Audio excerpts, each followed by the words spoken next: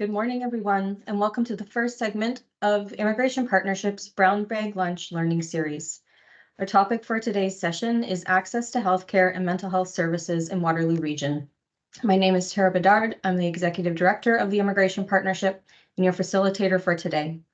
I'd like to extend a warm welcome to all of our presenters and attendees, and a huge thank you to our Settle and Belong Steering Group staff and partners who planned today's event.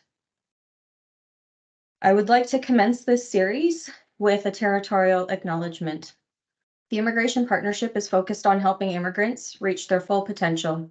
Except for our Indigenous neighbors, at one point, we or our ancestors all came to this place seeking to be welcomed and wanting to reach our full potential.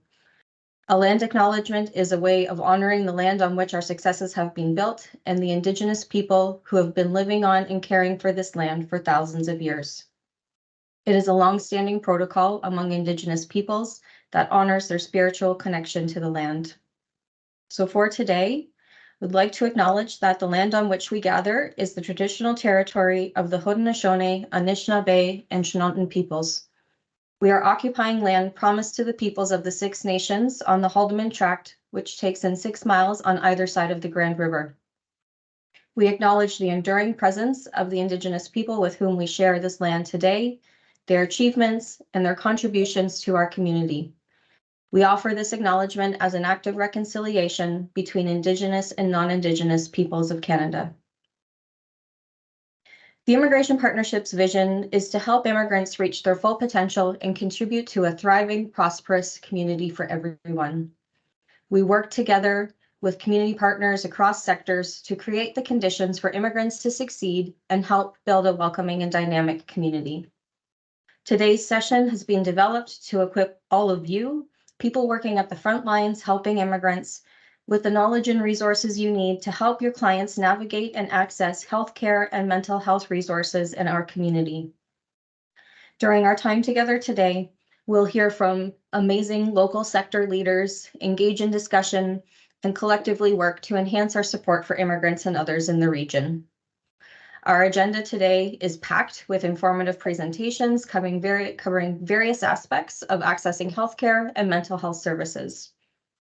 We're going to start with an overview of the health system and available services, followed by discussions on navigating mental health services, interpretation, and overcoming frontline challenges, and more. Following a break, we will then reconvene for a second session focused on self-care for people working at the front lines of helping newcomers in our community. Questions for the morning part of our agenda can be submitted in the Q&A section and will be answered following all of the presentations by our panelists during a session scheduled from 11:30 until 12 o'clock this morning. Now, without further ado, the reason that we are here. Please join me in welcoming our first speakers, Christina Eliashevsky, Director of the Cambridge North Dumfries Ontario Health Team, and Tara Groves-Taylor, CEO of Community Health Caring Kitchener-Waterloo. Together, they will share a comprehensive overview of our local health system. After that, Tara will be joined by Kyla Blair, the Director of Health and Wellness, and Wajma Atai, Director of Primary Care at Community Health Caring, to explore the various types of health services that are available in our community. Over to you guys. Thanks so much. Hi, Christina, welcome. Hi, thank you. And do we have Tara? We do, sorry. I That's didn't know if I was okay. supposed to come on camera or not. So. No problem. I'm going to turn my camera off and let you two take over. Wonderful. Awesome. Thank you. Feels like a coffee chat amongst friends, which is amazing. So thanks so much for having us. And I'm looking at the lineup of speakers and hoping that between Tara and I, we can set some context as we open up to those who are actually delivering the services that will be shared today. And so for my part of the presentation, as I get us started, I'll start with setting the context in terms of some of the structural pieces around the evolving health environment. And I'm going to get our slides going here as I do that. Maybe Tara, can you give me a heads up there that you can see it? I can't see your face. So I'm hoping, let me know if you can't. So in terms of the evolving healthcare system, lots of changes over the last couple of years with the introduction of Ontario health teams. And tell you a little bit about the purpose of Ontario health teams and how they fit in the evolving healthcare environment in terms of who is doing what and how these pieces fit together. So Ontario health teams are integrating care and using equity-based population health approaches to deliver better health outcomes. And if we translate that mission and vision into plain language, really wanting to understand how Ontario health teams are meant to improve care for patients. Number one, we're trying to improve the transitions from one provider to another. So we know that our system can be highly confusing, at times highly disjointed, and Ontario health teams have been introduced to try to weave together all of those incredible services that are available in the community and make easier transitions from one provider to another. Second, the goal of Ontario health teams are meant to improve access to care, particularly primary care. We know the importance of access and those challenges in accessing healthcare, particularly for newcomers to the area. And so working together as a healthcare system, trying to improve access.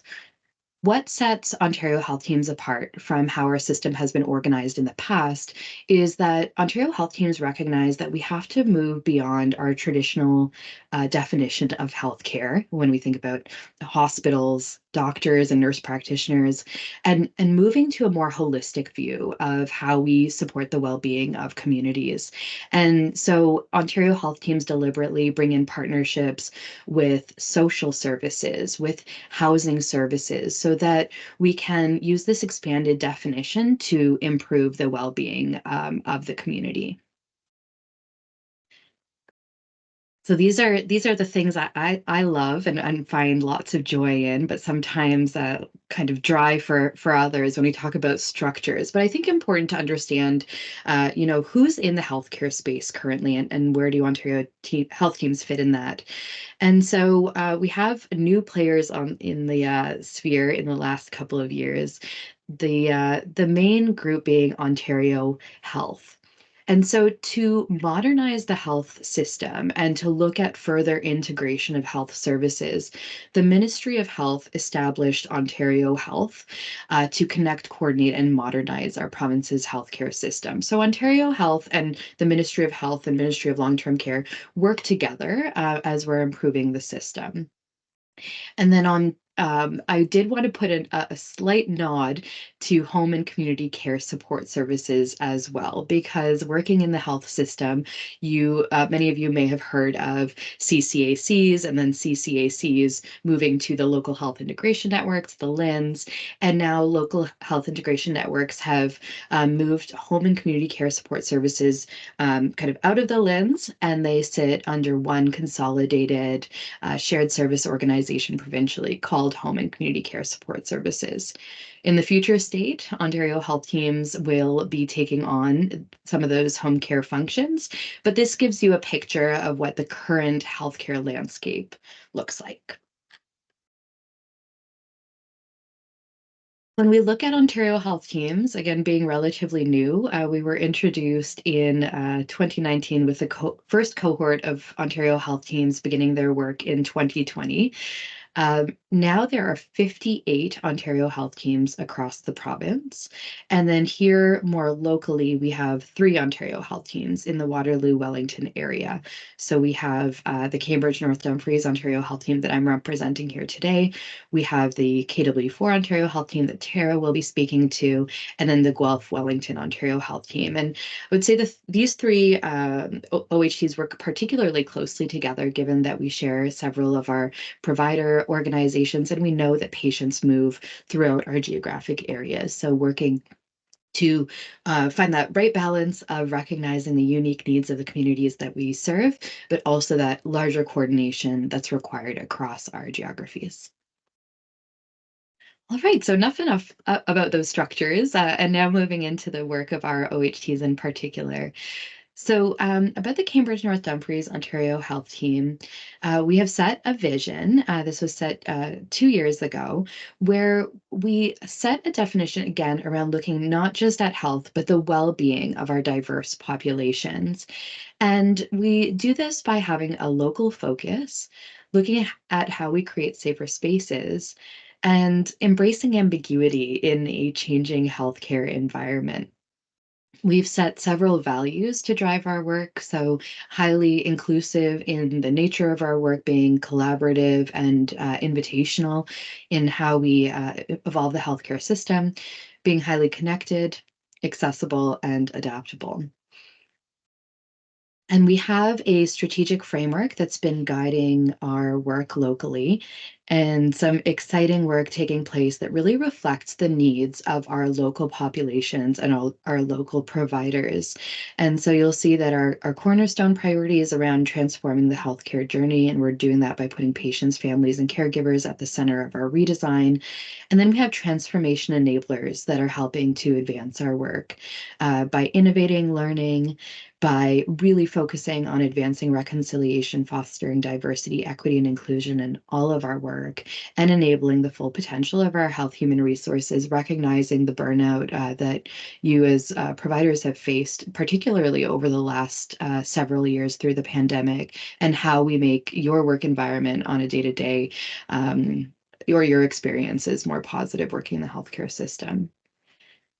And how we do this, we work collaboratively. So we have a collective impact model here, and you see our various co-design groups. And what comes of this, before I pass it over to Tara, is some really, really exciting work.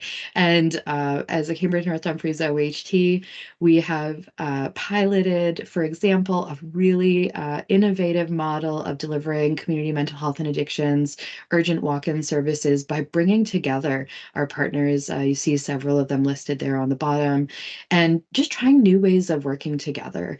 And that's what OHTs are allowing us to do, is to be innovative, creative, and work in different ways to improve the well-being of our communities.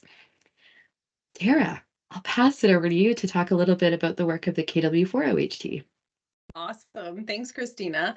I should mention that obviously Ashna Rahim is the executive director of the KW4OHT, and she was unable to join us today because she's on some well-deserved holidays. So I am going to do my best to share the slides that she provided me before she left.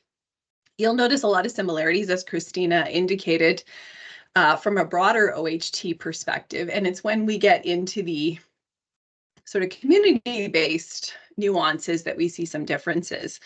If we can go to slide 2. Okay, so we basically, as Christina indicated, we obviously work very closely with our friends in Cambridge and Guelph whenever possible, because our OHTs are so closely located. Here in KW4OHT, we currently have 41 partners, including our 2 hospitals, and over 30 community agencies, primary care providers, and others. I think in KW4OHT, we take a really broad systems view of health, and we were fortunate enough to include in our partnership both the City of Kitchener and the City of Waterloo, the University of Waterloo, our local settlement agencies, our social service agencies, and others. So taking this broader perspective is how we typically come to the table when we're making any decisions, or we're doing any proposals, or receiving any funding into the community. Next slide. So obviously the path forward is integrated care, and we integrate across all of the primary care, hospital, mental health and addictions, long-term care, home and community care services with our key community partners. Now, you know I'm going to run out of time, so I'm just going to try and scroll through quickly. We align with the strategic priorities of Ontario Health that are listed there. And obviously, as Christina spoke about, the key, next slide, the key outcomes are based on improving patient outcomes. That is the key for Ontario Health teams, and certainly in KW4OHT. Next slide. Christina touched on this, so I won't go into too much detail, but as we know, Home Care's proposed consolidation would bring them over to the OHT eventually, and that's outlined in this slide as well. I wanted to take a minute actually to just talk about our primary care network. We have a very active primary care network here in KW4OHT, and this is sort of the future vision of the primary care network as it pertains to broader OH, and the following 5 functions are proposed. So it's really looking for those PCNs to connect primary care members, to act as the primary care voice in OHT decision-making, to support primary care members to advance OHT clinical change management and population health management, and to facilitate access to clinical supports and improvements for primary care. So that is sort of where we're at with our primary care network.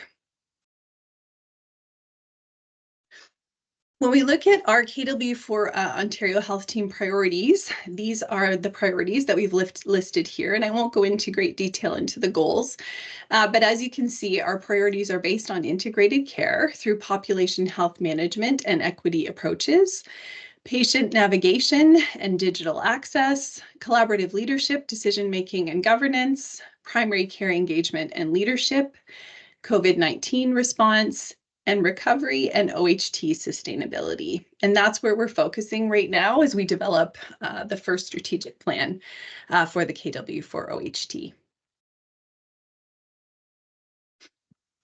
This is the strategic plan overview, which again will be provided in the slides when you receive them. So I won't walk you through it because I think we've gone over our time at this point. But we are very much engaged in the process right now. We are in phase 3 and 4 of 6 phases of development, and we hope to have the strategic plan in place late in the spring. All right. Thank you.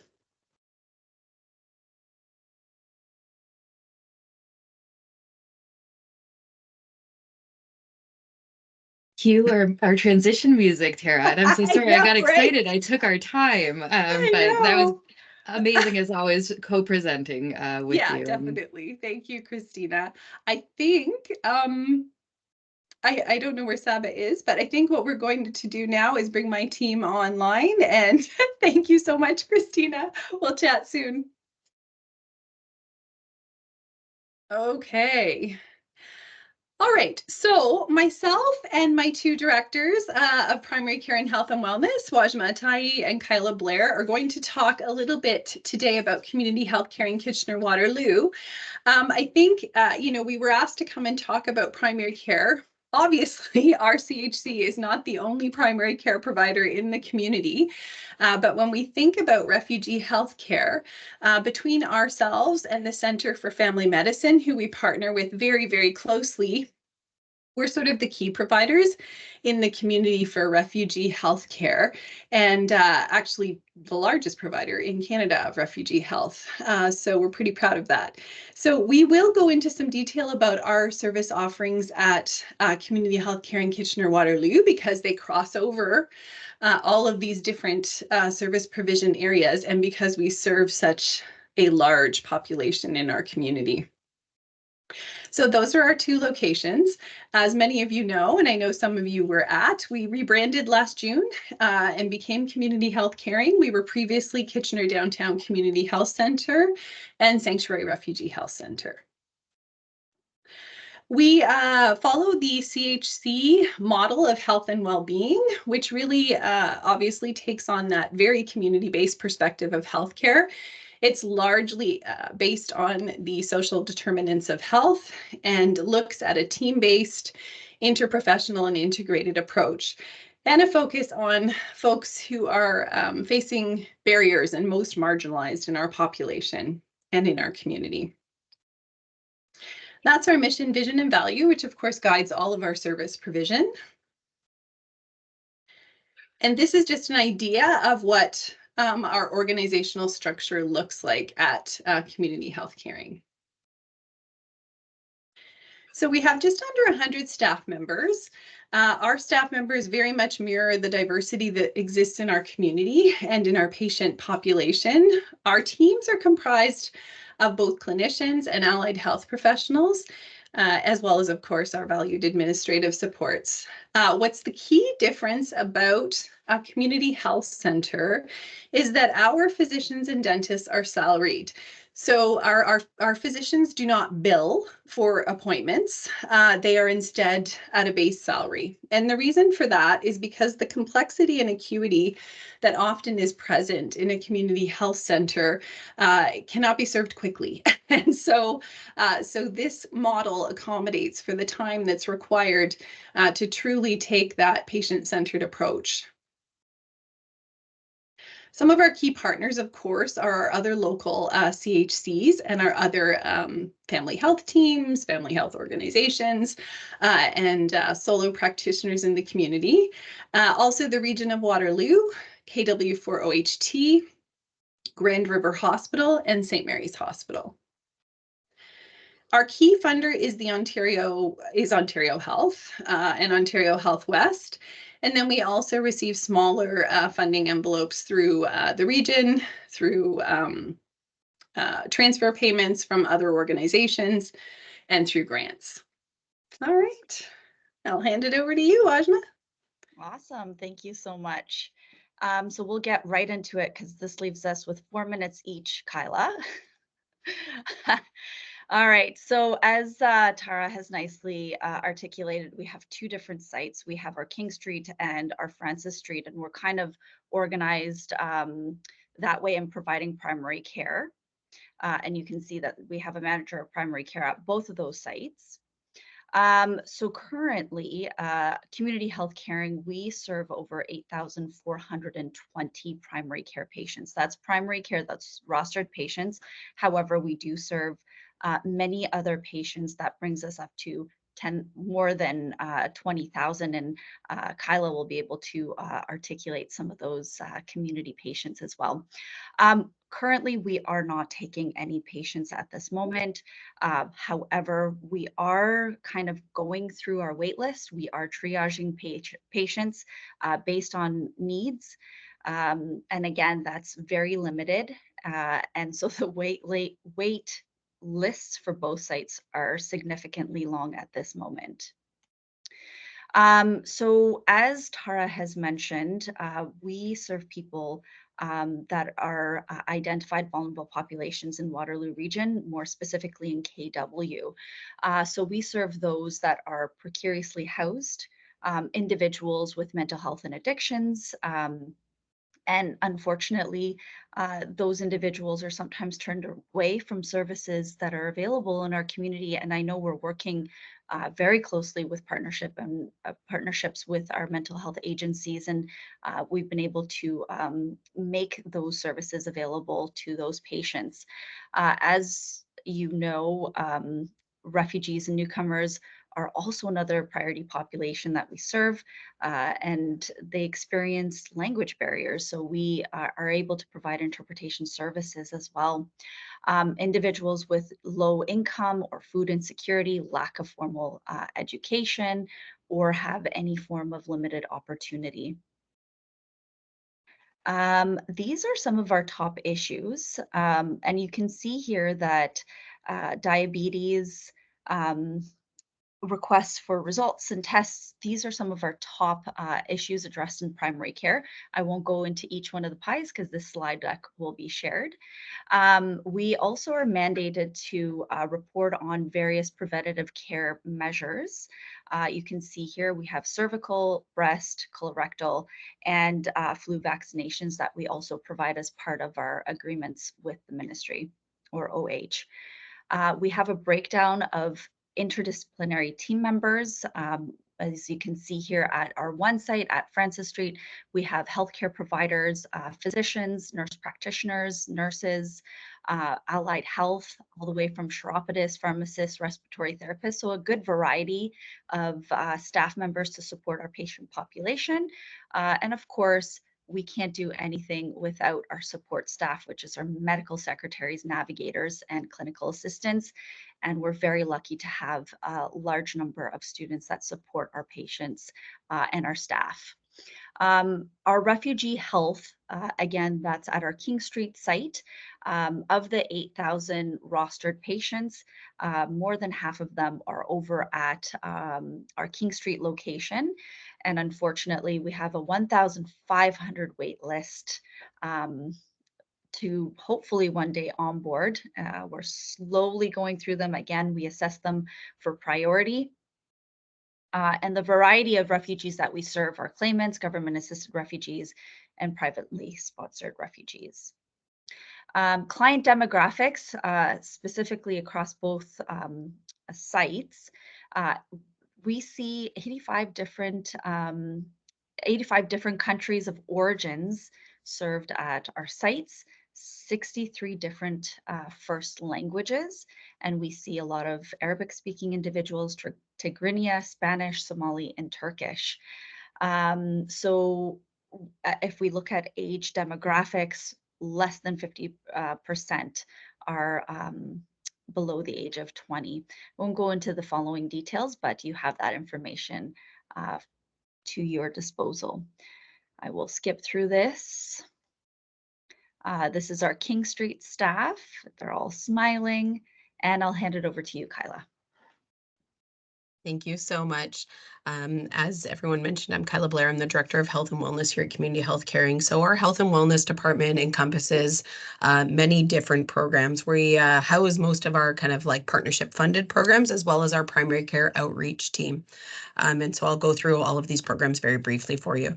So our primary care outreach team specializes in our underhoused population, and as part of the Inner City Health Alliance, we work very closely with our community partners, including the Working Center, House of Friendship, Sanguine, and Ray of Hope, to create these services for people that may not be able to access traditional primary care services or even the specialized services we offer out of the health center specifically. So we are actually going out into the community to meet these individuals.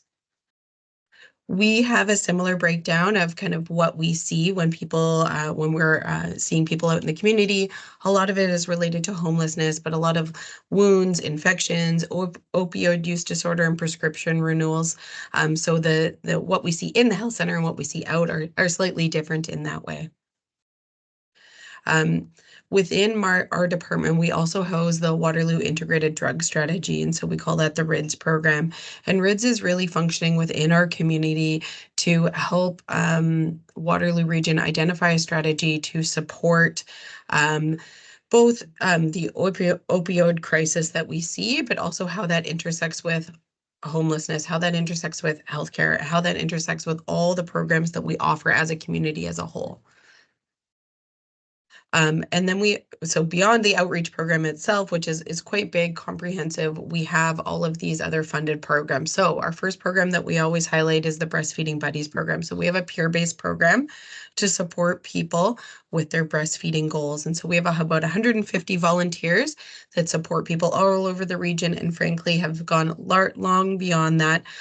We have a great partnership with our refugee population that we're really working to onboard so that people can get the support they need for breastfeeding in the community by their peers. We also have a community health and wellness program. This program is open to anyone in the community. We offer basically health education groups in different styles. So we have group programs, we have a digital literacy program, we have a food with dignity program, and so we have a new pay what you can market that we've recently launched, and you can hear about that on the Pulse.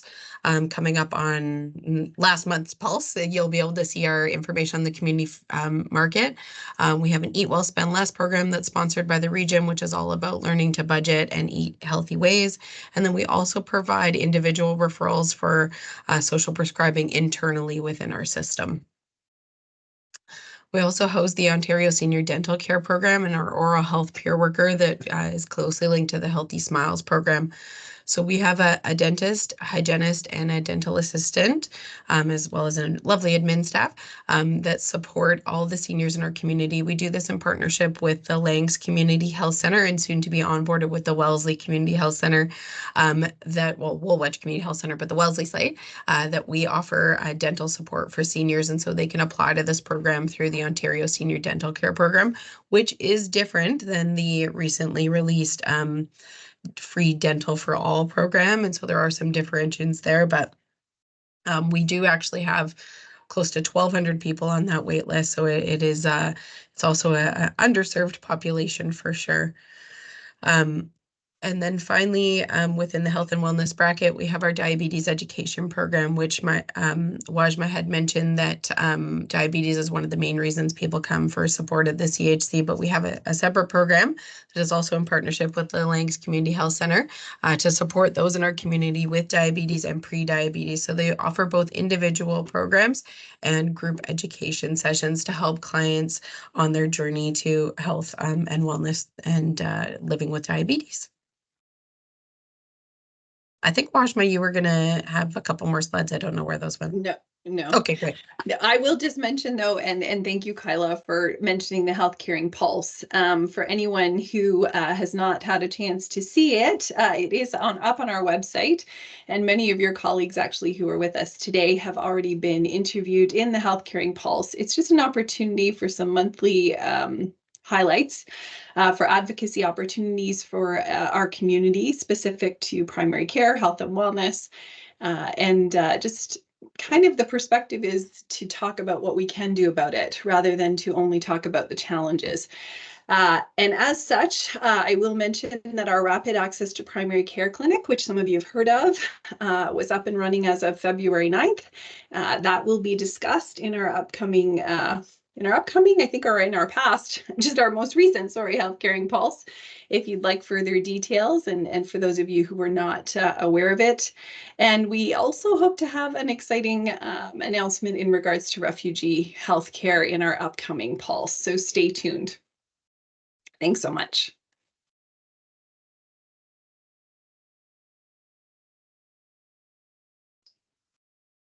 That's amazing. So thank you to Christina and Tara and Kyla and Wajma for providing us with kind of a comprehensive overview of our local healthcare system, how it's structured, and how the various pieces of it are trying to work together through our local Ontario health teams to make it easy for people to navigate through systems, and an overview of some of the types of services that are available, healthcare services for newcomers and others in our community through Community Health Caring KW, our other community health teams, and other places.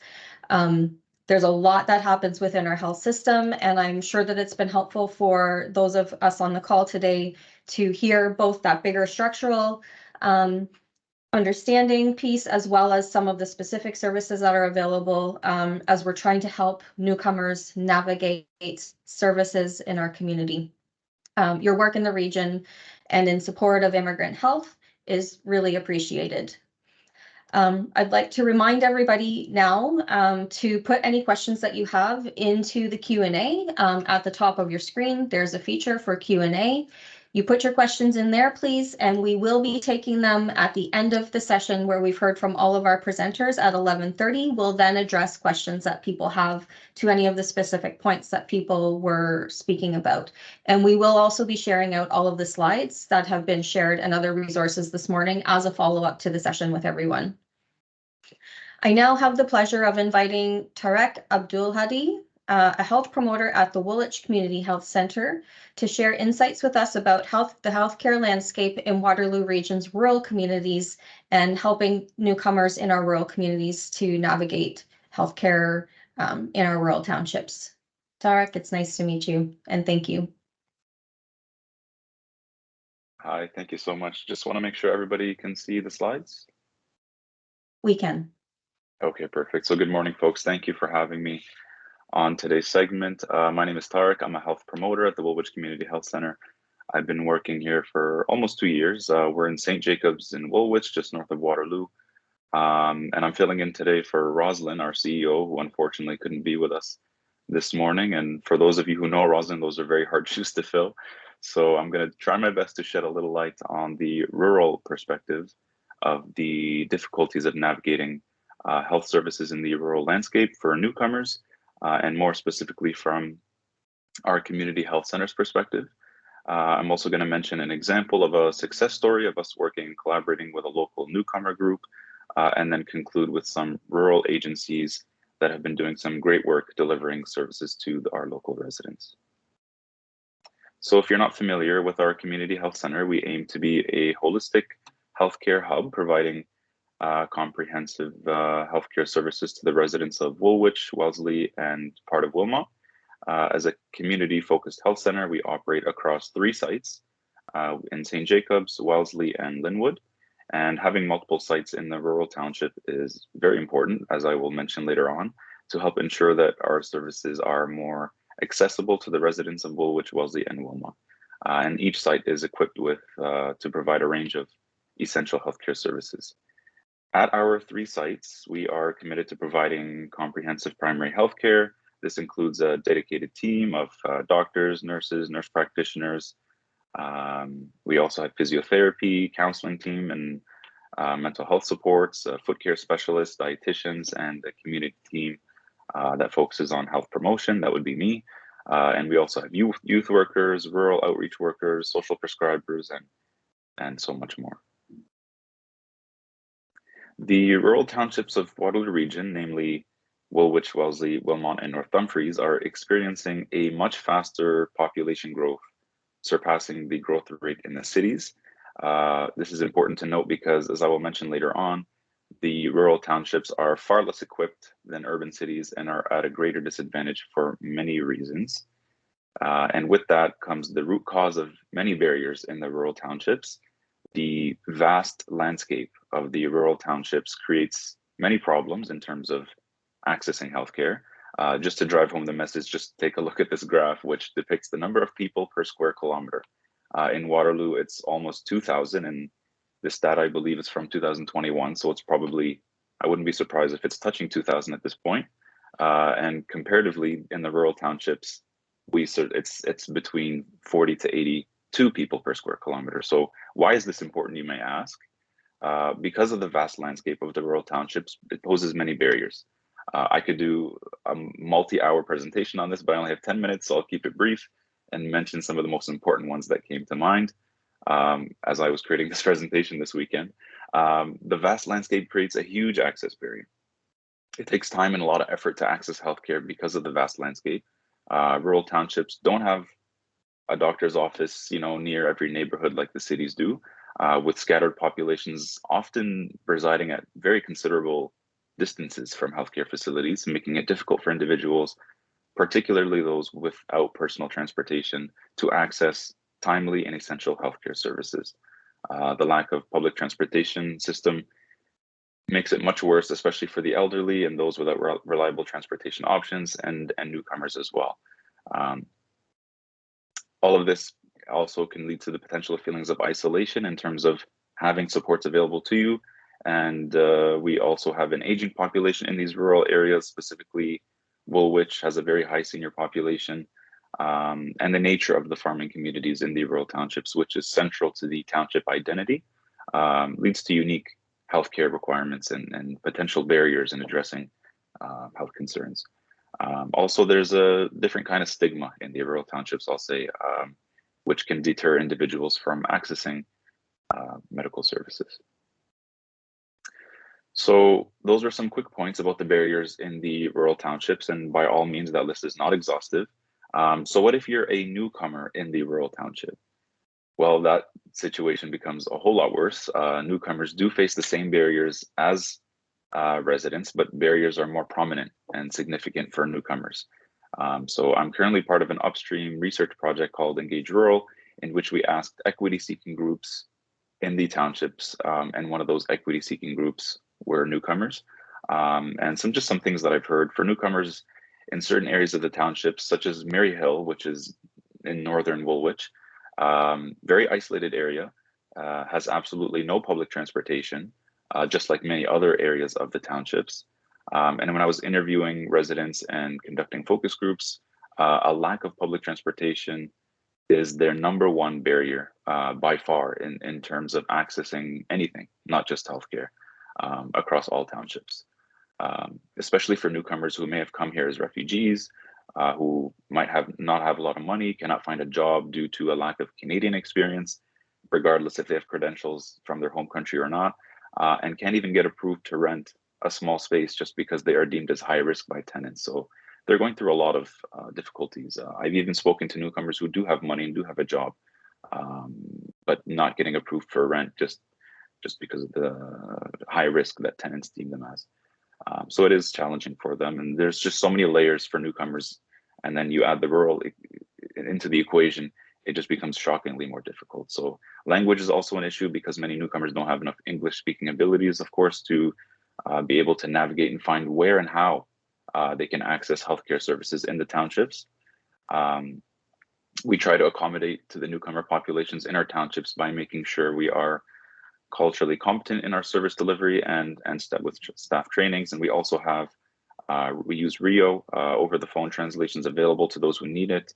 And we collaborate with community champions, as I like to call them, to improve the equity of service delivery in our townships. And this includes connecting with other organizations, local ethnic and social groups, religious institutions, and so on. So yeah, we would love to see the collaboration with the region's public transportation services to improve public transportation availability and access in our townships to ensure that residents are able to get around to where they need to go, and especially to the limited number of healthcare facilities that are available in the rural townships.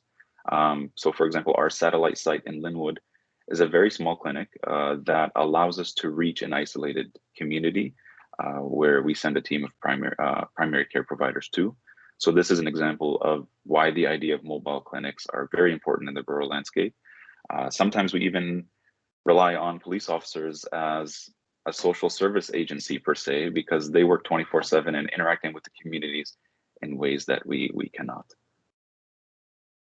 So I want to touch on an example of reaching out to newcomers that we are doing. We have the pleasure of serving Ukrainian newcomers in Woolwich. There are 2 Ukrainian guest houses, which can fit about 10 families each. One of them is in St. Jacobs and the other one is in Mary Hill. Each family is permitted to stay at the guest house for 3 months free of charge. And then they provide them with food from food banks and they have a guest house coordinator, which helps the families with connecting them with resources and managing the day-to-day of the residents. And we're taking care of the guest houses. We were taking care of it for a year before we passed it on to grassroots organization. And we still provide services to both guest houses in terms of medical care, counseling, system navigating, and providing education workshops to them and more. We recently had a representative from Service Canada facilitate a workshop for them about Service Canada, and we had a translator, which took twice as much time because she was presenting and then the translator had to translate. Same thing goes with the question period, but they found it very helpful. And this kind of thing not only benefits them, but also fosters a sense of trust with our center, because after I interviewed them and talked to them, they told me what they needed, and we tried our best to deliver on what they asked for. So this concept is very important in building community relationships.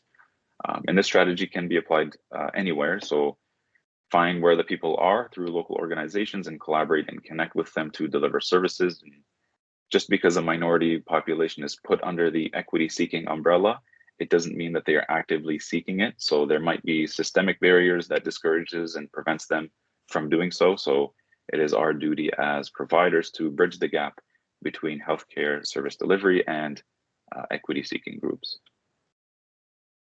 Here, I just want to highlight the Mennonite community that are present in the rural townships. So if you're wondering why German is the highest reported mother tongue, that is because there's a large Mennonite community, such as the Old Order community, and they speak Low German predominantly. And some of the Mennonite communities don't use technology or modern types of transportation due to religious reasons. And many of them get around on horse and buggy. You might have seen them if you're on the edges of the Waterloo region, and they don't have access to internet, some of them. So this makes connecting with this community challenging, and it is also challenging for them to access healthcare services in the rural township.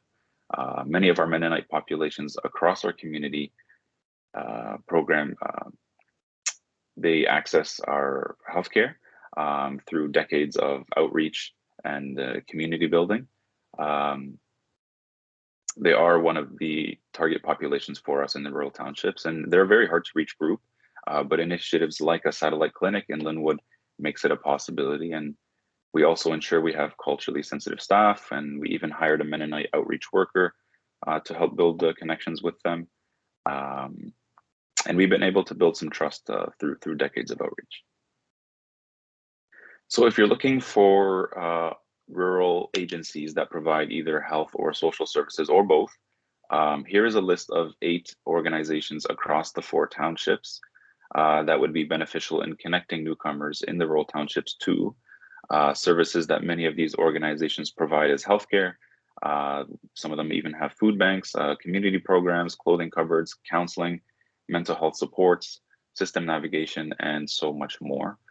They are all wonderful and are a huge asset to our rural communities. And navigating the healthcare, the healthcare system in the rural township is challenging, but we are all striving to provide equitable services to all. Thank you so much, Tarek. That was amazing. Very helpful presentation, and really important to hear specifically about the circumstances in our rural townships, because we know it's very different than in our urban cities, and we know that there's more and more newcomers moving out into our rural communities. So thank you so much for all of that information, and I'm sure that there will be some questions for you later when we get to the Q&A after 11:30. For now, I'm going to move on to our next speakers from Camino Wellbeing and Mental Health. I'd like to invite Lisa Aki, the Director of Programs and Services, and Rana Mohammed, System Navigator. Lisa and Rana are here today to share information about mental health services available for newcomers in Waterloo Region, as well as the services and programs offered by Camino itself. Thank you both for being here, and over to you. Thank you, Tara, and good morning.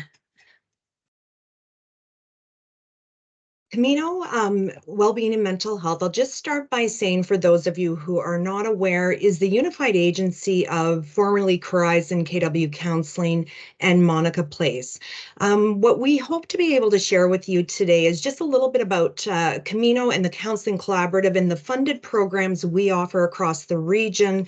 More importantly, I'll be passing off to my colleague, Rana Mohammed, who's with the Newcomer Wellbeing Program, to share more details and how you can refer to our program, and just that reassurance that connecting to our services, there is no wrong referral. We are able to be integrated with the system to be able to do the warm handoff and get individuals to the proper program they need.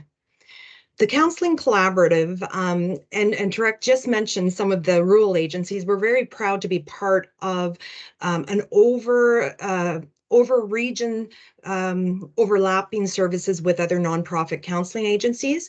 And any door is the right door in terms of if you have people you're serving in rural townships, Cambridge, Kitchener-Waterloo, accessing any of these services will also start the navigation to receiving the right services for the individuals or families you're serving. We provide what we call minimal, mild, and moderate counseling supports. So the reason that's important to specify is that we do not have psychiatric consultations on site with our supports. So when we are looking to talk about our individual counseling and walk-in, we like to work with a circle of care where there are physicians involved or other health supports. We have really skilled clinicians in supporting symptoms of health issues and mental health challenges, but we do not have psychiatric or intensive services on site. And so it is really that minimal, mild, moderate, and when there's episodic concerns or acute issues, that it makes sense to refer to our walk-in and our ongoing counseling. Our clinical services are individual, couple, family supports. We provide therapeutic psychoeducational groups. We offer interpretation for all of our services. Service navigation is available.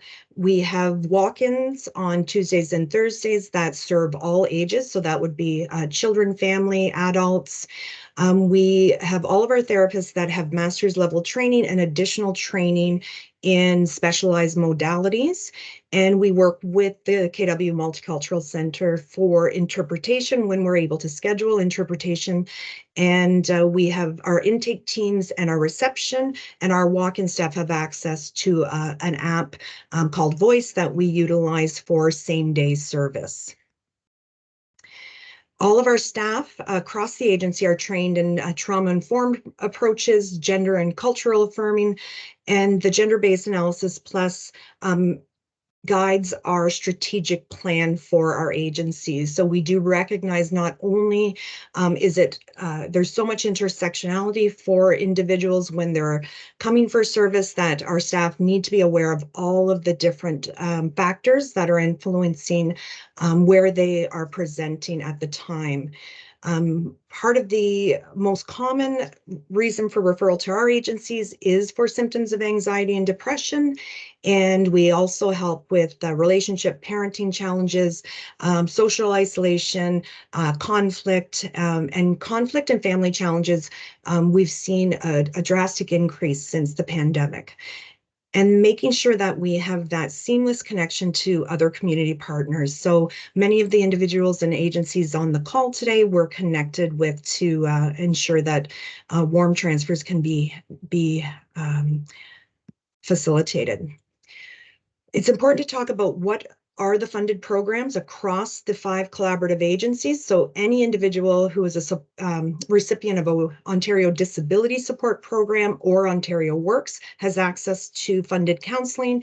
Any children under the age of 18 has fully funded access to trauma counseling, parent coaching, and ongoing counseling.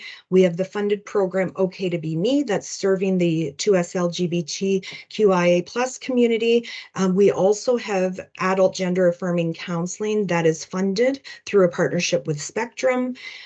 Many of you are aware about the interim federal health program that does provide newcomers with access to counseling. There is a process to have that referral made and have those sessions covered. So helping the individuals you support navigate that is very helpful as well. Gender-based violence, so a question that often comes up, can males also access? And that the answer is absolutely. We are provided funding through the Ministry of Community and Social Services for intimate partner violence and from Ontario Health West for sexual assault survivors. We also, for individuals who are rostered with the clinic, there is also the Health Connect Counseling Partners, and Ontario Health West provides funding for unaffiliated physicians that are not part of a family health team or a community health center. We also have Ontario Structured Psychotherapy that's available. It really focuses on anxiety and depression and a CBT approach. It is accessible to all individuals who reside in Ontario and has interpretation available as well. Our walk-ins currently are Tuesday and Thursday. And as I mentioned, same-day interpretation is available at those locations. And for the Ontario Structured Psychotherapy, again, open to all residents, there is a process of referral. Individuals are able to self-refer. If there is a partner agency involved, a support, they're able to help with the referral process. At this time, I'm going to turn it over to Rana.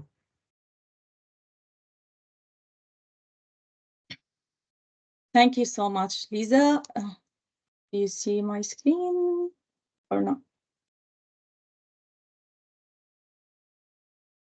Okay. We see you, not your screen. Okay. If you're sharing. Just a moment. Now? There it is. Okay. So hello everyone, my name is Rana Mohammed. I am a system navigator with the Newcomer Wellbeing Program. I'm going to talk today about services and, okay, presenting teams. Okay.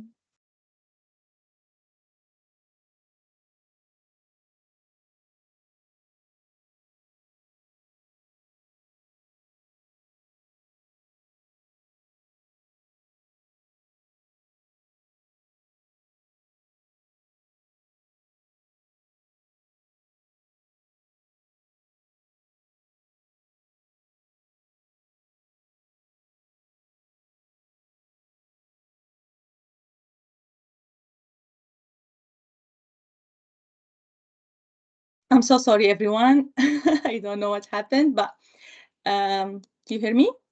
Can hear you and we can see you, but we lost your screen. Oh, there it is again. Okay, here. Okay, so I'll be talking about services and the challenges. I'll try to be time mindful. So at Camino Wellbeing Plus Mental Health Newcomer Wellbeing Program, we provide supports to refugees and newcomers to increase their understanding of mental health and well-being, and we facilitate direct access to community services and to support building capacity of community partners and larger community to meet the mental health needs of newcomers in our region. In terms of services, we provide mental health resources, consultation services, and outreach. We also have counseling, individual counseling sessions. We have system navigation, trauma groups, well-being groups, and community education sessions. And all these services are free for newcomers. In terms of mental health resources and consultation services and outreach, they are available virtually over the phone and in person, and we offer outreach drop-in programs in high schools. We are present at Forest High, WCI, Eastwood, and Galt Collegiate Institute in Cambridge, and we are also present in the different community settings for newcomers where the newcomers will be able to meet one of our team members. Individual counseling sessions are available for adults and youth 16 plus, and our counselors provide safe space to have a confidential conversation where newcomers are supported to work through difficult life challenges. Our counselors speak multiple languages and interpretation is always available. In terms of trauma groups, this group provides supportive space for participants with other members who have similar experiences to identify what triggers their trauma reactions and practice the skills necessary to cope and feel grounded. We have a new group that's coming soon in April. System navigation, our navigators will support newcomers and refugees who are facing barriers in accessing services and navigating system to support their wellness and complex life challenges. We work in collaboration with other community partners, and this can include mental health, medical settlement, police, education, housing, and food security, amongst other support. Well-being groups, we have facilitators who speak different languages, and they provide groups for children, youth, and adults based on community needs, interest, and approach with cultural humility. And I'll be going to the challenges, and the most challenge that we see is stigma surrounding mental health, which prevent people from seeking help. What do we do to address that? We try to use positive language and terminology. We try to use well-being and emotional health instead of concentrating on mental health, that these terms feels less stigmatizing, and that's why we changed our program's name from Newcomer Mental Health into Newcomer Well-being Program. We avoid using negative labels, and we try to be visible in the community, and we collaborate with other organizations, normalize seeking help. In terms of counseling, our counselors shares that clients sometimes don't understand what counseling really means. So we expect from source of referrals to explain to clients what counseling means and what are the expectations from counseling sessions. and what to expect, what will happen in the counseling sessions, where they will work in collaboration with the counselors to explore the challenges and work towards solutions. And there are also the language and transportation barriers. And in terms of language, we try and we provide always services in multiple languages, and we ask clients if they are comfortable with interpretation, whether it's in person, virtually. We try to use the same interpreter with the same client, and we use interpreters from the multicultural plus virtual interpretation. In terms of transportation, we do provide bus tickets for newcomers to attend our programs or to attend appointments with counselors, and we are always able to provide taxi for clients with complex needs. And for example, with system navigation, we are able to do home visits where the client doesn't need to go out of their homes. That's all. If you have any questions or if you have referral, you can contact promise@caminowellbeing.ca, and feel free to reach out and ask any questions if you have. Thank you. Rana and Lisa, thank you so much for taking us through a whirlwind explanation of kind of how our counseling organizations across Waterloo Region are working together and some of the specific services that are available through Camino. This has been really helpful. And I see that people are putting questions in the chat, so I'm sure we'll come back to some of what you've been talking about later. This has been really helpful. Thank you very much. Thank you. And I'm going to now move us over to a discussion around interpretation services specifically.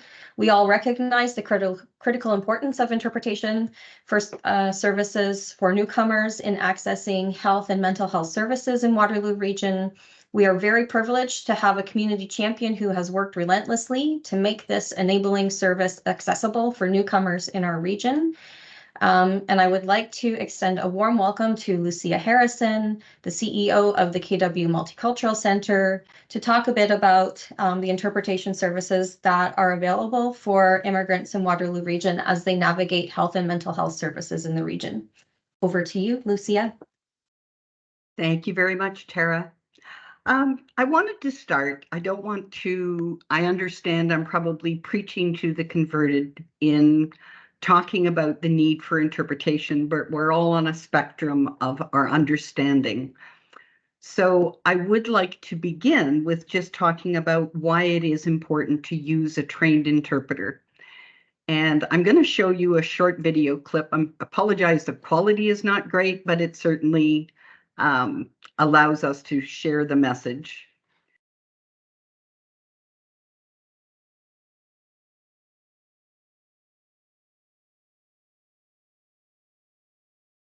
All right, I am having technical issues. Let me try this again.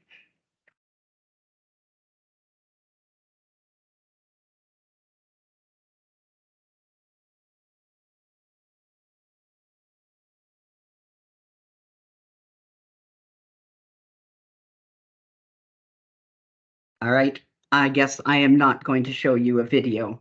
But again, I want to highlight why it is so important to use trained interpreters. And I will start with that a trained interpreter has been tested. They need to pass tests tested from English to their second language. So they can provide or guarantee accuracy of communication. The trained interpreter has linguistic skills and cultural competency to accurately convey medical information. Trained interpreters follow strict standards of practice, a professional commitment to a strict code of ethics, confidentiality agreements, impartiality, clear definition of conflict of interest, strict guidelines on how not to advocate for their clients, but just to provide interpretation to allow the service provider to do their job. Trained interpreters can guarantee impartiality. Family members or untrained interpreters might filter information, alter information based on their own beliefs, their emotions, their biases. Trained interpreters can avoid a role conflict. Again, family members or untrained interpreters may struggle with the role of being a family member or an interpreter. And then more importantly, and I really like to stress that our interpretation, our entire healthcare system is based on informed consent. And if the language ability of the person providing interpretation has not been tested, we cannot guarantee informed consent. And I think that's very important for the work that we do. We have also, over the years,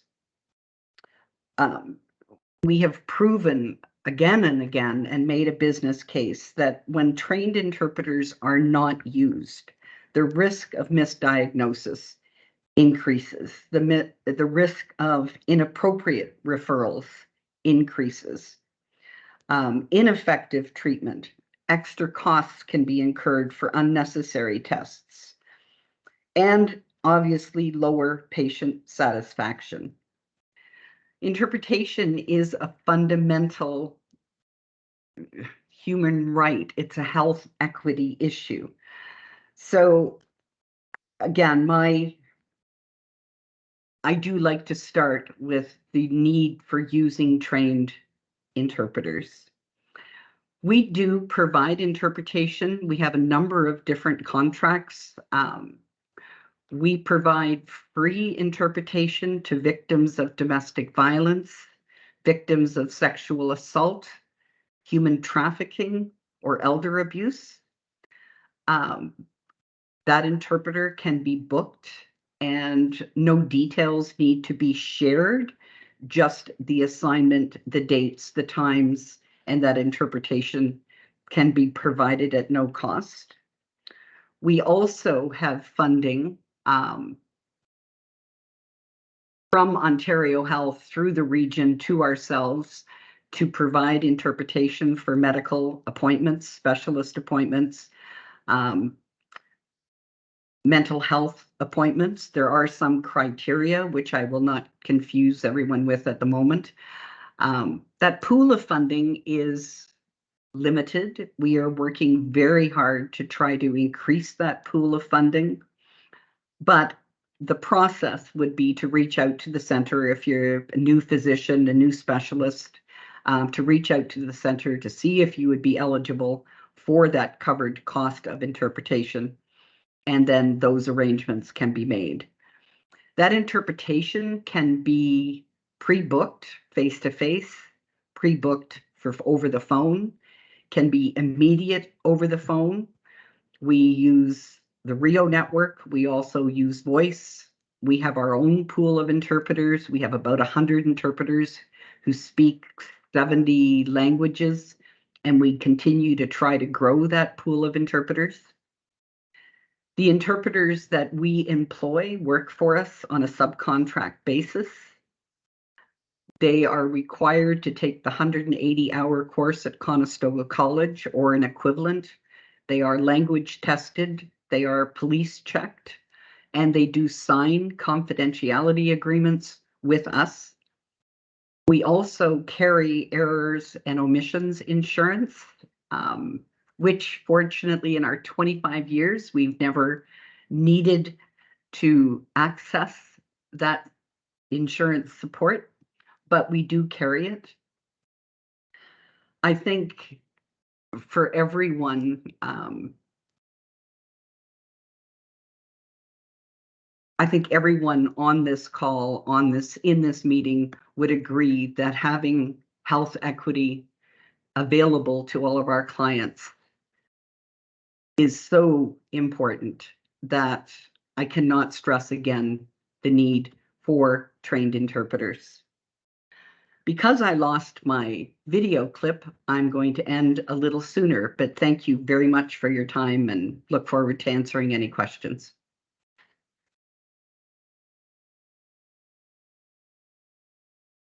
Lucia, thanks so much. That was great. And a really important overview of what is available in the community, how to access it, the different modalities of interpretation that are available. and, you know, a starting point for when and where and how to start to access interpretation as we're navigating health and mental health services.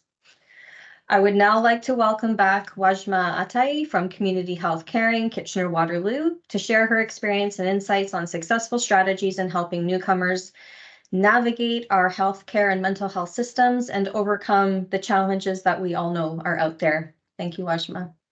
Awesome, thank you. I first of all wanted to begin by thanking everybody still hanging on here. Just that title that Tara has shared is huge. It's a big piece, and I thought to myself, frontline challenges, and I have never provided one-to-one frontline care. I rely on teams, I rely on staff, I rely on employees, students, allied health physicians, you name it. And I've been in healthcare for the last 15 years. So I've seen many iterations. And although I cannot speak at the frontline level intimately with patients, but I do have the opportunity to hear and have heard many challenges over the many years that I have been working in multiple different healthcare settings, from acute to long-term, primary care, and now community health care, community health model. So I just want you to, as I'm talking through this journey, I just wanted you to keep that in the back of your mind, that I'm not bringing that frontline care, but the voices and the many voices that I've heard year after year. So I'm just going to quickly pop up 4 simple slides, and I wanted to walk through this with you all. All right. Let's just scroll on over. So as many of you heard, I brought that primary care perspective with Tara and Kyla earlier, shared through a community health caring model. And as I was starting to think about this part of the presentation, I thought to myself, what through a leadership model can I bring? And the first thing that actually came to mind was is a leadership term called VUCA. How many of you have heard the term VUCA before? I don't know if you can interact, but I will assume some of you might know this acronym, some of you might not. So I'm going to walk you through this and highlight some of my challenges that I have been hearing. So VUCA environment is a term that I sit with all the time. And this really became evident during the pandemic. We went through a moment of volatility, uncertainty, complexities with the amount of information and changes, the dynamic perspectives that were brought towards us because we didn't know what was happening, and therefore the ambiguity of the pandemic itself. So just leading staff through those very challenging moments, that this term became even more evident because I was constantly making decisions with things that I had no idea what the outcome would be. And what we had in front of us was the information that we had at that very moment. So as an individual to help our frontline staff through these challenges, I kept on reminding staff, we're doing the best that we can with the information that we have, with the things that we have available to us. And of course, that creates burnout, that creates increase in workload because we just don't know what we're in. And so with the various populations and organizations that I've worked for, I was also seeing the demand is not equaling the supply. So we know we need more staff. We need more human health resources because the demand, we know Waterloo Region is increasing population over the next few years. And we're seeing those trends. We're going to be seeing 3 times more newcomers than we ever had in the past. And so trying to keep up with that demand and not having the right amount of supply to augment that becomes challenging for our frontline staff. And even as an individual, as a servant leader, to help guide our staff through all of these challenging moments. And of course, the inconsistency of funding. And I'll talk about how even the inconsistency of funding creates pilot opportunities, which I'll highlight just two, and kind of guide you through how that too has been a VUCA moment for me as well. The patient demographics are changing. We're seeing an increase, as I just mentioned, of immigrants and newcomers, and their needs are changing.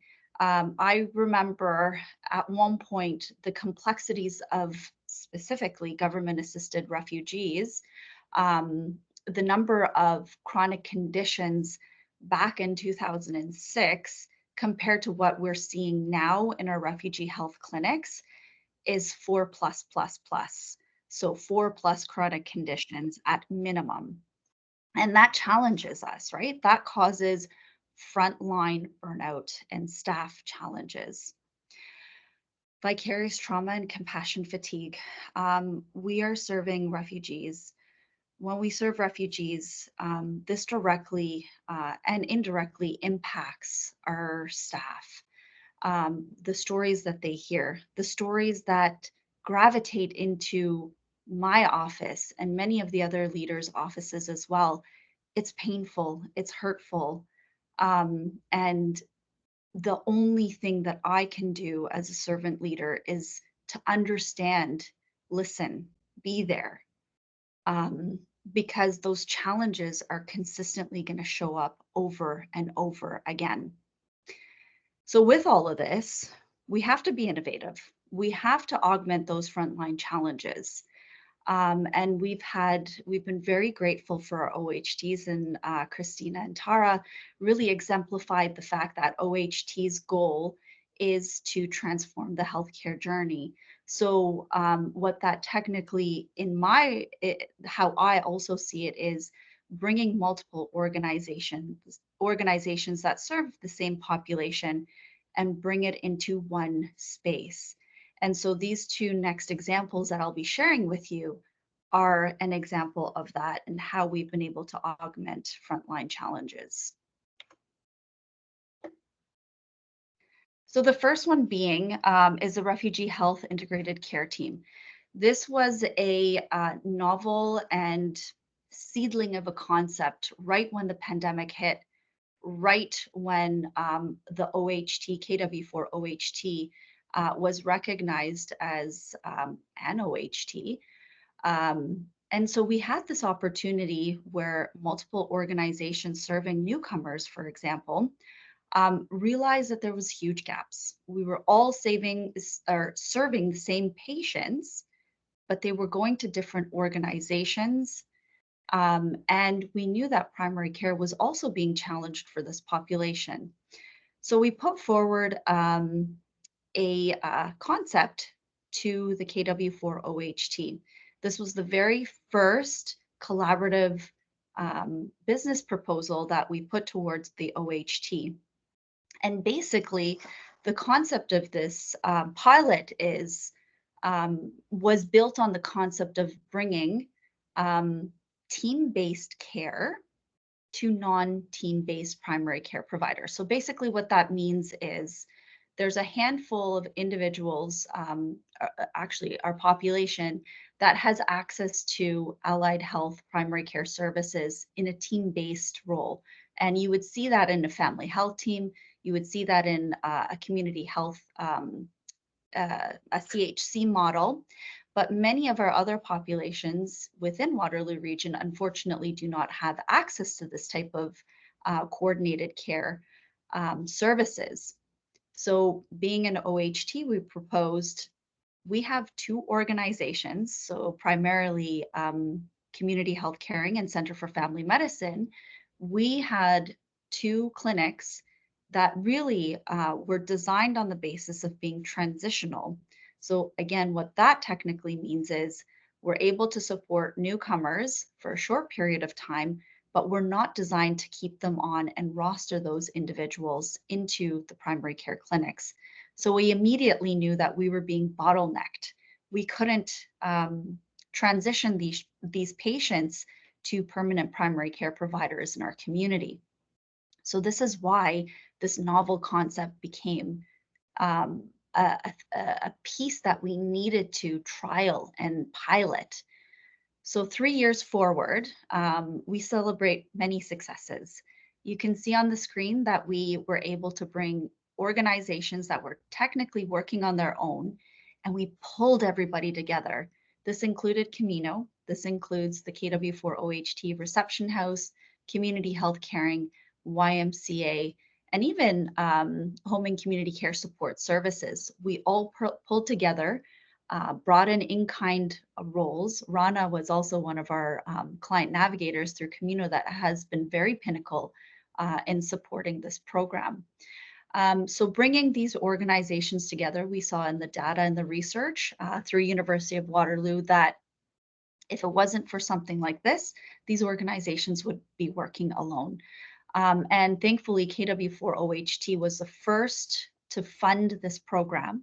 And to date, in fact, I can actually confidently say that we have successfully transitioned 1,500 refugees to permanent primary care in KW. We have engaged our local nurse practitioner-led clinic out in Cambridge, Breslau, and Kitchener-Waterloo, as well as 13 family health organizations. Within them, they have multiple physicians that have taken on these clients. The program is still ongoing. And again, VUCA environment, so volatility, uncertainty, complexity, and ambiguity, we were constantly looking for funding opportunities because this was a pilot, this was a one-time funding that KW4OHT was able to offer. And as a result, that uncertainty of, oh my goodness, what's going to happen next? Are we going to be able to meet this demand? Because there is significant demand and we need the supply through funding. And so Immigration Partnership, and a huge shout out to Tara and team, Tara Bedard, for helping us continue this program. And even till today, we have some funds back through the KW4OHT to provide us, again, a tiny little bit of fund, and we'll see what 2025 will bring for this program. But we can evidently and quickly see that this program has been a heck of a game changer here in Waterloo Region, where it has, where we have seen both national and international attention on this program. So well done for all of you that have participated in this pilot. And the final pilot concept that I also want to share here, that Tara also mentioned when we were doing our presentation earlier. Again, this is a KW4OHT concept where multiple organizations came together to identify, oh goodness, we have a high number of clients going and waiting in our emergency departments. How can we better serve these clients? And where is the most appropriate place in serving these populations? Newcomers and immigrants being one of those, one sliver of that population. And so as a result, this again was another seedling of a concept that came through that VUCA environment of volatility, uncertainty, complexity, and ambiguity. We knew that there's so much change happening, so much need is there. We're not really sure as a leadership team, how are we going to support this population? So that's when we've applied to multiple grants through expansion of interest, which we've heard some really awesome outcomes based on those, which I won't go into detail. But based on those conversations, this rapid access clinic started to become a concept. And it actually is being piloted here out of Community Health Caring. And so ultimately, what this rapid access clinic is articulating is to provide that rapid in-person primary care team access. So what that means is bringing primary care, allied health services to unattached patients. So if you may remember, just a moment ago, I had mentioned there's a bunch of our population that is not attached to primary care, does not have a doctor. So that's the population that we're trying to serve. And of course, they're going to be at high risk because they don't have a doctor. They don't have allied health services. And therefore, their access to the hospital is going to be significant. Is that the most appropriate place for these individuals to access healthcare services? Probably not. Where hospitals are, they typically triage patients, and we've seen that when they are triaged, they're triaged at there's 5 levels for those of you that are unaware in a hospital where people get tagged CTAS 1 all the way through 5, and 4 and 5 are typically not deemed as high priority as compared to level 1. So that's the population that we wanted to target.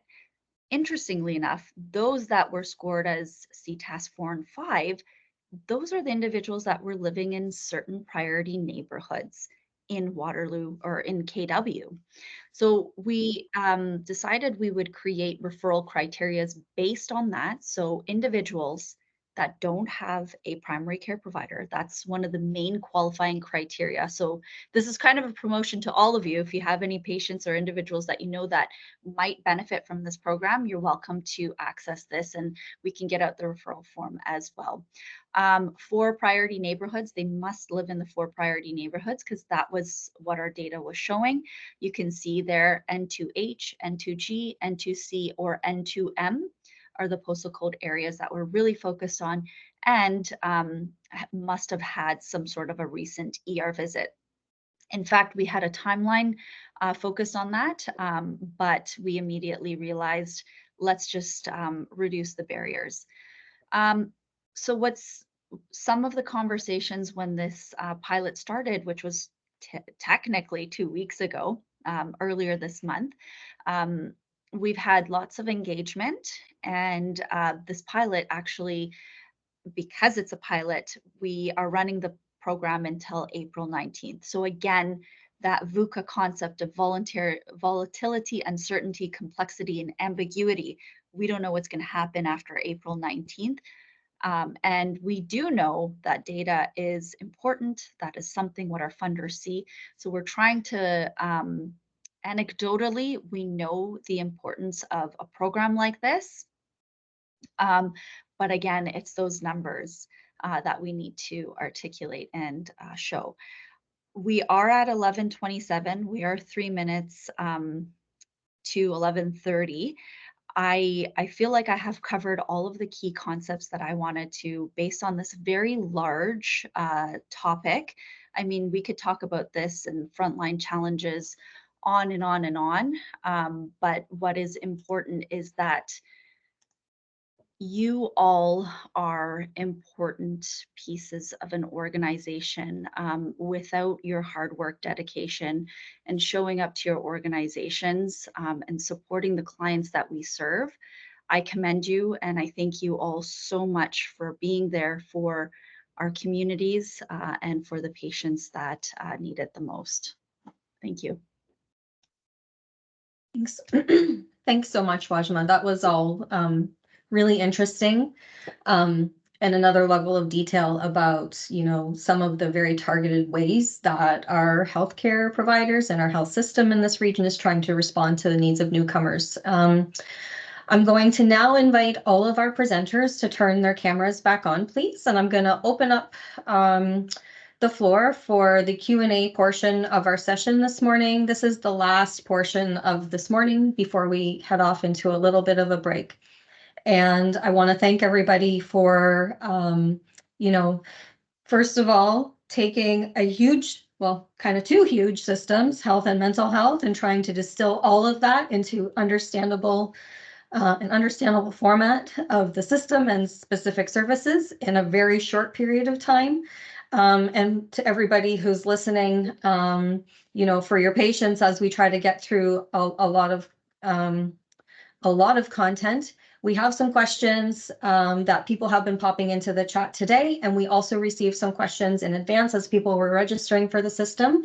So I'm going to start to go through some of them, and we have about half an hour now. So I'm going to kick us off with the first question, and I'm going to ask everybody to try to be brief so we can get through as many as we can. For the questions that we do not get to today, we will try to do those in follow-up and get a resource out to all of the participants today with responses to all of the questions that have been asked. And so the first question I have is health and mental health systems and services in Waterloo Region. This is big. As frontline staff who are supporting immigrants and refugees in Waterloo Region, what is the best starting point of contact for helping newcomers, including those who might not have status or health insurance, to connect to and access healthcare and mental health care in our region? And I don't even know who's the right person to start with. Is there one door? Or is there 5 doors? I can certainly jump in a little bit, and then Wajma, I hope, is going to jump in and help me. I will say, no, not one door per se. Most certain types of refugees into our community will come through the predominant settlement agency, typically reception house. And from there would be referred on and connected to a number of different agencies for housing, for health, for all of those sort of things. Not one door though. I will also say that our website also has listing in under our tab for the Refugee Health Clinic for lots of other connections in the community, aside from internal connections. So certainly that's one place you can look as well. And I will stop and let others jump in and add to that. Definitely not one door. I think that's what the goals of OHTs are to do. And I know that all partners and members involved in the various OHTs are trying to achieve that. So the answer is, right now there's multiple doors. And unfortunately, the funding of how newcomers and immigrants are being and their status does impact how they unfortunately receive services. So for example, government assisted refugees, they immediately have OHIP capacity where they can access services. But as a CHC, and unfortunately, because we have closed our intake, we can't even provide that service. But as a roundabout is that rapid access clinic. But again, they have to have some sort of insurance in order for us to be able to serve them. So again, unfortunately, a barrier there. We're recognizing that, and this is why these types of pilots are so important, to elevate those other voices that we're unable to serve. So unfortunately, big question, not a very clear answer, and we so apologize for that, but keep on sending these questions and elevating these questions. I think it's important to get that on the table.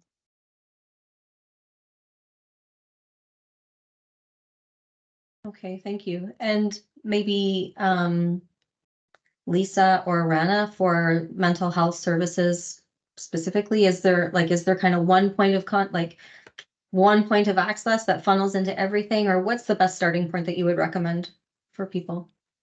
Absolutely. I would say the same, like we do have a centralized intake through Camino, which covers all of the counseling collaborative agencies, and we are able to triage up, meaning that if Canadian Mental Health or any of our partner agencies were needed to be involved, or triage out to the community partners. So I would say the centralized intake at Camino should be able to be the right door.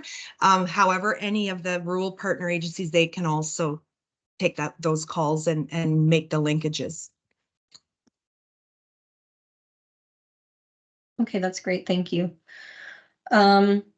We've had questions. We had a couple of questions in the lead up to today, and also a related one in the chat. is there a list, or where can we find a list of primary care doctors who are accepting new patients? And I'm going to link to that, the question, with a list, asking for the list of doctors that take the interim federal health program for refugees, which I saw was put in the chat by one of you. Thank you for that. I'll just ask, is that list up to date? And do we think it's comprehensive? So that was two questions about two separate lists: primary care doctors overall accepting new patients, and those specifically that take the IFH. I would love to see that list. So just paddling back to the very first question, Community Health Connect would be, and Tara, Kyla, please chime in as well. Community Health Connect would be the opportunity where individuals in our community can apply and hope that somebody will pick them up as a client. So that's one, but we do know that there's multiple barriers with that, because especially with newcomers, there's that language, navigation, and all of those other pieces that we've talked about in many iterations through this morning. So if there's somebody to help individuals apply, that would be one route. But as with regards to the list and identifying doctors that are able to take and have IFH capacity, I have not come across one. I would love to see it if there is one.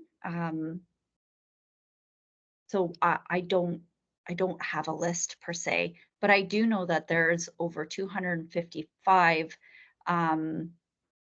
physicians in our community, and that number is constantly changing.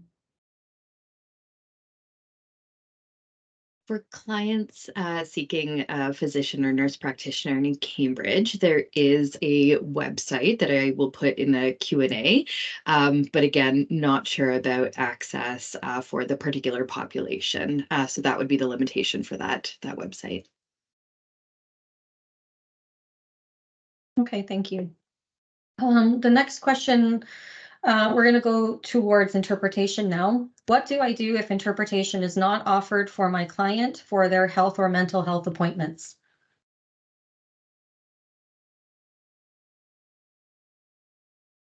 I guess I'll start off, but others can jump in. It is a challenge. I think letting doctors know that there is funding available to cover the cost of interpretation, making sure the client is aware that they can share that information as well, that there is funding to cover that cost. Not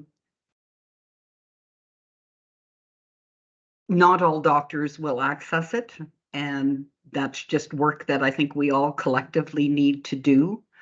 It is a problem when you have so many people without a doctor, that for a doctor to choose, am I going to take someone who speaks English and I can communicate with easily, or choose someone that there's going to be communication barriers? Unfortunately, many doctors will take the easier route, and I think that is a task ahead for all of us. And I'll issue a third challenge of advocating that interpretation for any medical appointments should be covered by OHIP. It would be the easiest way. It is part of the medical system. It's part of the medical need. And I think that, to me, is a big advocacy point for all of us. It just makes sense. It should be covered. I don't know if anyone else wants to jump in or remind me the second part of that question, Tara. I think in terms of mental health for newcomers, we are all covered. We provide interpretation, in-person interpretation, or like virtual interpretation. So like it's always provided. But we do see clients who need advocacy, or like who ask about interpretation for their medical appointments with their physicians, and we try to encourage them or empower them to advocate for themselves and ask for interpretation. But as Lucia said, like it doesn't always work. Okay, thank you very much. The next question is about the cost of services. Are all of the health and mental health services that were referenced today free for newcomers? And how is a newcomer defined? Like, will people not be eligible for those programs and services, for example, after they've been in Canada for 1, 2, 3, 4, I don't know, 5 years? Like, how do you define newcomer when you're talking about your newcomer programs? For newcomers, it includes all newcomers, immigrants, refugee claimants, as long as they don't have citizenship, they are still under the newcomer definition, and there's no cost for all these services. In terms of mental health, I'm talking.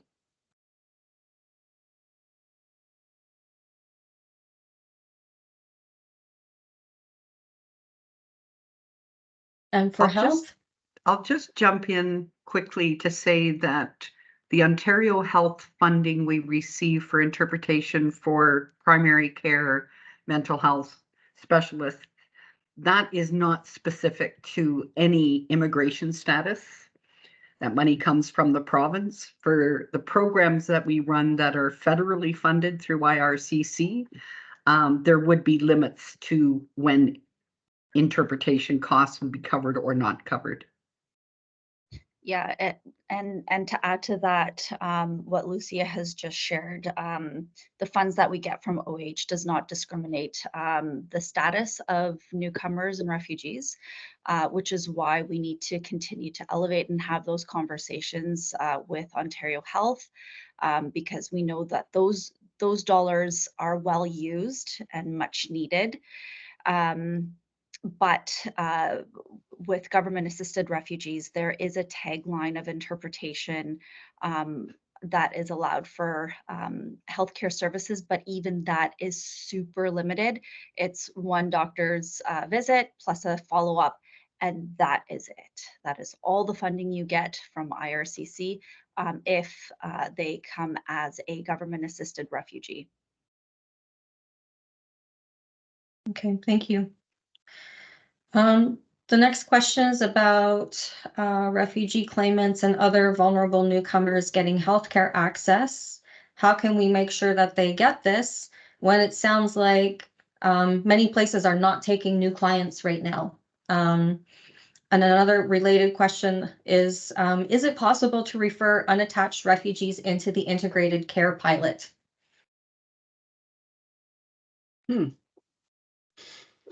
Yeah, I guess we could tag team that one probably, because I'm sure many people have different perspectives. I mean, healthcare attachment is not unique to refugees and newcomers, unfortunately, in our community. So primary care attachment is in crisis across the province and certainly in our community. So what can we do about it? I mean, we're largely doing everything we can do about it, unfortunately. It largely focuses on advocacy and providing constant data in regards to what it looks like in our communities. And I think, as Wajima alluded to, the Rapid Access to Primary Care Clinic is one example of how we were trying to innovate with a small envelope of funding to say, hey, here's what could be done to alleviate some of the pressures of primary care attachment for a much lower cost than the emergency room. Because what we know is that anyone who is not finding attachment in our communities is predominantly hitting the ED, where they are those CTAS level 4-5s who maybe don't get seen for 7 or 8 hours. When they do get seen, half the time there's no interpretation and their needs are not met. And so it becomes a vicious circle. So I think that advocacy is something that I would charge us all with. We all have to continue to knock on the door and say, like, look what's happening. I know that, we've got some federal injection of funding coming into the provincial healthcare landscape. And frankly, it's short-sighted to think that it should all go to physicians in a traditional model, because it will not serve the needs of our community and it will not serve the needs of the province in general. So those innovative ideas, we have to keep pushing them forward. We have to keep running them despite the fact we're not funded. and we have wonderful support from our OHTs to try some of these innovative approaches. Unfortunately, that's what we have to keep doing. Yeah, from my perspective. Yeah, and unfortunately for the Refugee Health ICT, having unattached patients served in that program, because it's such a small program, we won't be able to serve them through that pilot, but the rapid access primary care clinic could be an option for those individuals if they meet the criteria. Again, they don't have a doctor, they live in the 4 priority neighborhood that I've listed as the postal codes, and potentially have had a ER visit.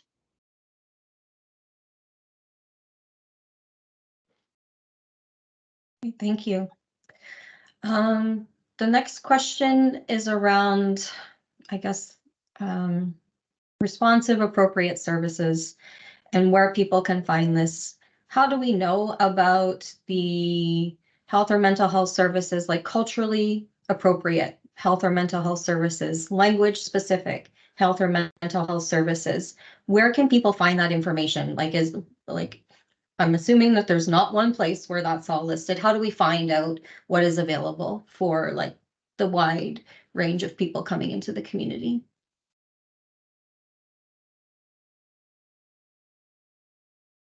Jump in from an Ontario Health Team perspective and where we are in our development. I think that we're still sorting out what there is even as a system. And so really creating those linkages and creating that awareness is that next step for us. We actually have a mandate to set out what those services are and then link them into provincial systems such as Health 811, where folks can call 811 to understand, what services are available for them locally. And so that work has started, recognizing that we really need clarity to understand what is available and then those warm handoffs to ensure that folks can access them easily.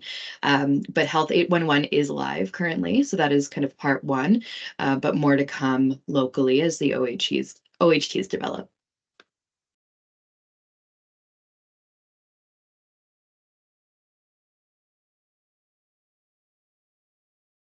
Anyone else want to take a stab at that one?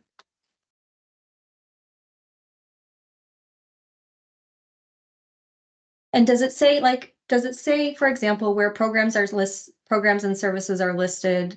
I'm going to ask you, Camino, specifically.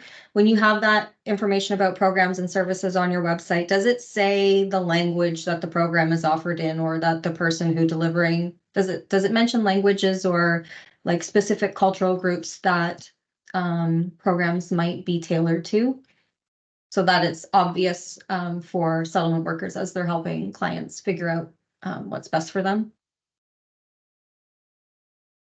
Yes, if we do have a specific group or program that is offered in a certain language, that would be noted on the website. In general, if it's generally listing the programs, interpretation is available for any of the programs. But yes, if we had a specific group that was conductors facilitated in Arabic, for example, it would be listed on the site as providing in that language. Perfect. Okay, thank you.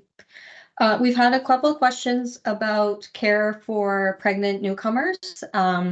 One around international students and another around refugee newcomers who are not attached to primary care.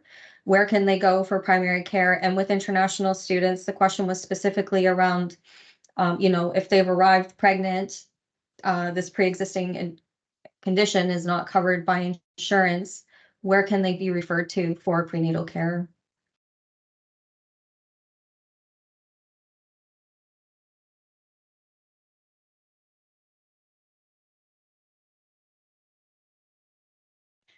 This is a question that we grapple with, certainly in our community. And there's not, sadly, there's not one answer for this question.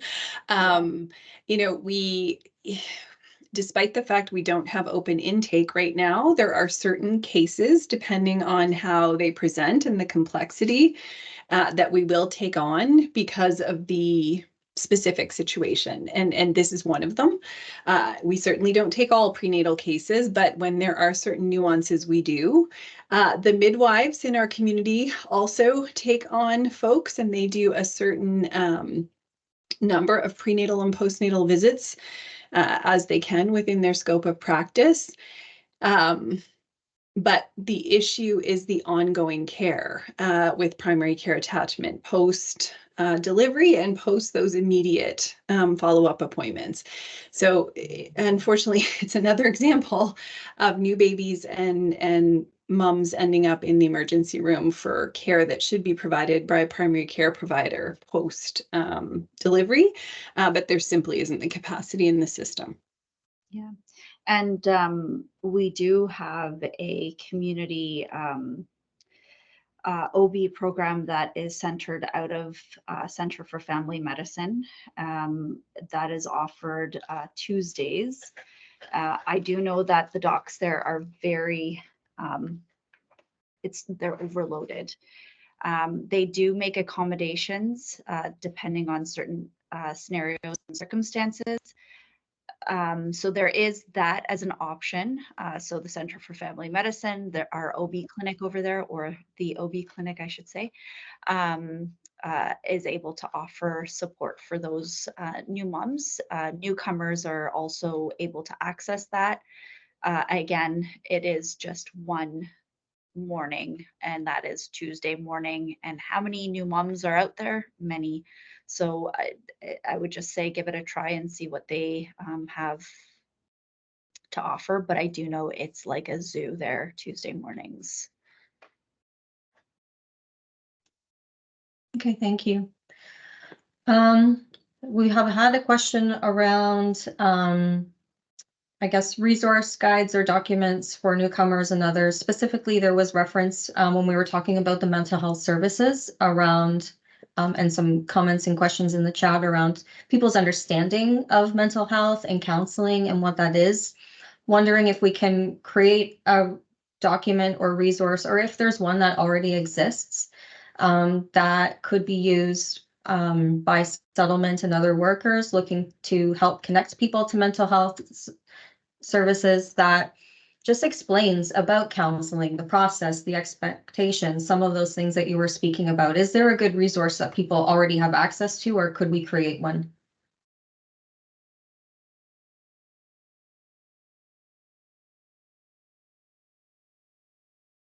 I agree on that, and that would be great. We are always here to answer all the questions, and we have this conversation with all our clients in our their first session. We talk about the expectations and how this service could help them, but it would be also very helpful if other community partners or the sources of referrals also know, and since they have this relationship with the clients first, it would be helpful to explain to them in advance so they know what is expected from this service, because we meet people who have settlement needs and they thought they come to counseling sessions thinking that the counselors will help them in housing or finding a family doctor or food insecurity or different things. We will be able to help them deal with the stress caused by these issues, but we also will refer them back to our community partners or the services in the community. It would be very helpful to have this document, and yeah, it would be very helpful, and we are ready to work on that. Amazing, thank you. We had a question about access, and I guess priority access for refugee and maybe other newcomers who have disabilities for healthcare. Is there a way to get people into care faster who are coming into the community with disabilities?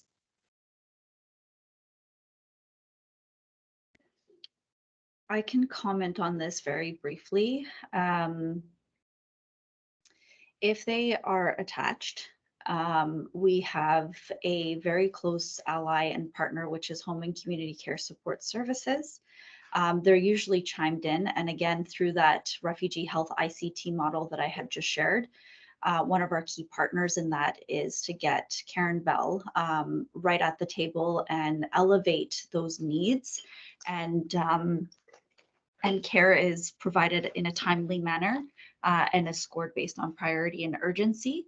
So if we have a new arrival coming in tomorrow and we identify that a little child is disabled and unable to walk, then Home and Community Care would chime them in and get them organized with Kids Ability, as well as potentially getting them medically assisted devices as well. So that's just one stream, but we do know that there's multiple others. And again, it comes back to that primary care attachment and having that follow up in those conversations with those patients that need those type of care needs. So then when people are trying to refer, let's say, and get patients attached to Center for Family Medicine or community health caring, or maybe some of our other community health centers, does being a refugee with a disability, like, does that bump you up on the list? Like if people know to help their to encourage their clients to be making all of that information available, does that bump people up on the list? Does it give priority or no? No, the answer is yes and no. For the most part, no, it does not provide priority at all. It depends on many factors in many situations. So I'll leave it as open as that. Tara, I don't know if you wanted to chime in as well. Yeah, I mean, it's not quite that simple. And I think as Wajma alluded to, the complexity and acuity of folks that we're seeing nowadays come to the community, it would be challenging to decide, right? Most people are presenting with trauma and other pre-existing conditions, and they arrive with acute conditions that require immediate attention. Again, unfortunately, a lot of that immediate attention, when there is not primary care attachment available, is happening in our EDs. Can I just quickly jump in too, Tara? Just for, again, clarifying that government-assisted refugees who arrive in Canada have permanent resident status. And if IRCC is aware of disabilities, some of this communication can happen. There are no supports for refugee claimants. Just to be very clear that claimants, there would not be funding for assistive devices. There's nothing there. So I just wanted to clarify that with that term. Okay, thank you. Tarek, were you going to add something? Yeah, at our community health center, we are fully rostered. We have a long wait list, but however, our wait list does have different levels of tiers to them.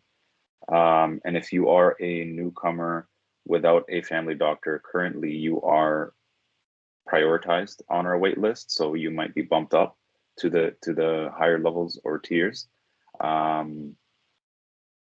So I guess, yeah, yes and no. Okay, perfect. Thank you for that. We are pretty much at the end of session, so I'm going to close this out for today. I know we haven't been able to get through all of the questions, but I want to reassure everybody that we will be following up after this session with resources that address all of the questions that have been posted in the chat today and others that we received before the session, to try to get those answers to you as a help.